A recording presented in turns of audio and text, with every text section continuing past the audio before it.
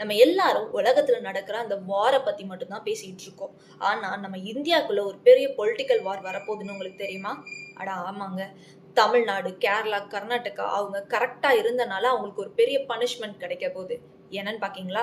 1976 parliament Lok Sabha எலெக்ஷன்ல 543 seeds ஒதுக்கியிருக்காங்க.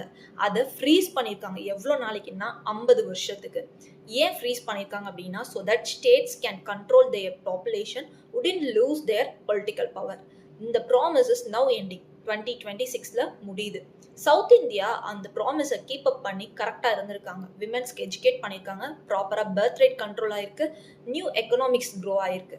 So அவங்க கரெக்டாக இருந்தனால வேற நார்த் இந்தியா அவங்களோட பாப்புலேஷனை 2 to 3 டைம்ஸ் இன்க்ரீஸ் பண்ணியிருக்காங்க.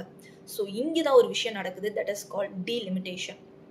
543 சீட்டா இருந்தது 843 சீட்டா இந்த இயர் மாற்ற போறாங்க. ஸோ தட் நம்ம சென்ட்ரல் கவர்மெண்ட்ல வர பார்ட்டிக்கு மினிமம் மெஜாரிட்டியா 422 சீட் இருந்தால் மட்டும் போதும்.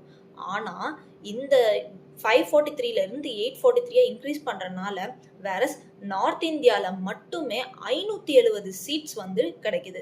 இதனால சவுத் இந்தியாவில் ஒருத்தர் கூட ஓட்டு போடலைனாலும் பரவாயில்ல, நார்த் இந்தியாவில் சென்ட்ரல் கவர்மெண்ட்டுக்கு யார் வரணும்னு சப்போர்ட் பண்றாங்களோ அவங்க வந்தாலே போதும். ஸோ இங்கே என்ன நடக்குது அப்படின்னா, வேற மோர் பாப்புலேஷன் இருக்கிற இடத்துல தான் மோர் பொலிட்டிக்கல் பவர் இருக்குன்னு சொல்லி நம்ம இந்தியன் கவர்மெண்ட் கொண்டு வந்திருக்காங்க.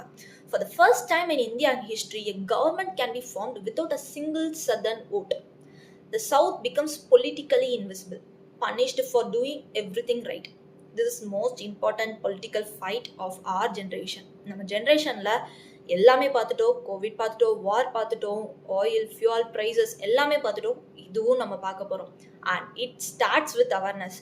Share this your friends and families. Make some noise. South India is watching and we will not stay silent.